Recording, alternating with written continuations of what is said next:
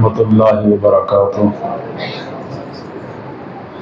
نحمده ونصلی علی رسوله الکریم اما بعد فاعوذ باللہ من الشیطان الرجیم بسم اللہ الرحمن الرحیم الحمد للہ رب العالمین۔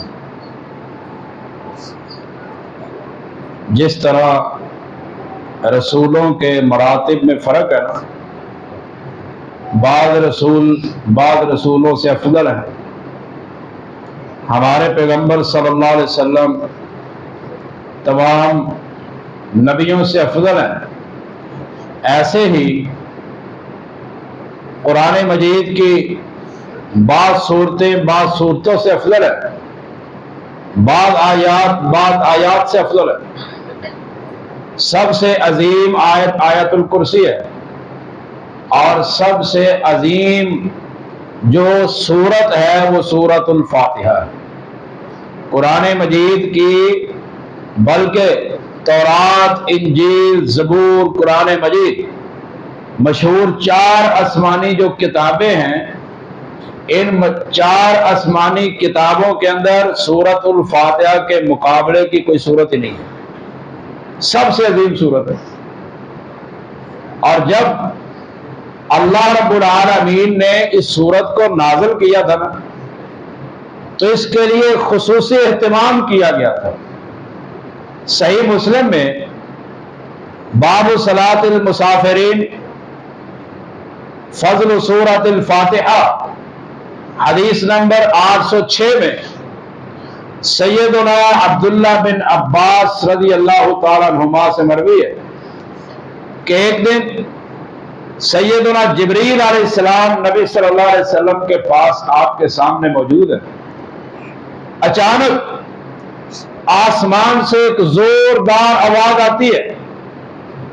جبریل علیہ السلام آسمان کی طرف اٹھاتے ہیں اور کہتے ہیں، اے اللہ کے رسول صلی اللہ علیہ وسلم، آج آسمان کا وہ دروازہ کھولا گیا ہے جو آج سے پہلے نہیں کھولا گیا۔ آسمان کا دروازہ کھولا گیا جو آج سے پہلے نہیں کھولا گیا، اور آج اللہ رب العالمین نے آسمان کے اس دروازے سے وہ فرشتہ زمین پر بھیجا ہے جو آج سے پہلے بھیجا ہی نہیں۔ وہ فرشتہ جو اس سے پہلے زمین پر آیا نہیں، اور وہ دروازہ جس سے پہلے کھولا نہیں گیا، اس دروازے سے فرشتہ زمین پہ آتا ہے اور آ کر کہتا ہے، اے اللہ کے نبی صلی اللہ علیہ وسلم، آپ پر سلام۔ فرشتہ نبی کو سلام کرتا ہے، اور سلام کرنے کے بعد کہتا ہے، ابشر بالنورین، میں آپ کو 2 نوروں کی خوشخبری دینے آیا ہوں جو آپ سے پہلے کسی نبی کو نہیں دی گئی۔ وہ 2 خوشخبریاں، وہ 2 نور کون سی تھی؟ فرمایا، ایک سورۃ الفاتحہ اور دوسری سورۃ البقرہ کی آخری 2 آیات۔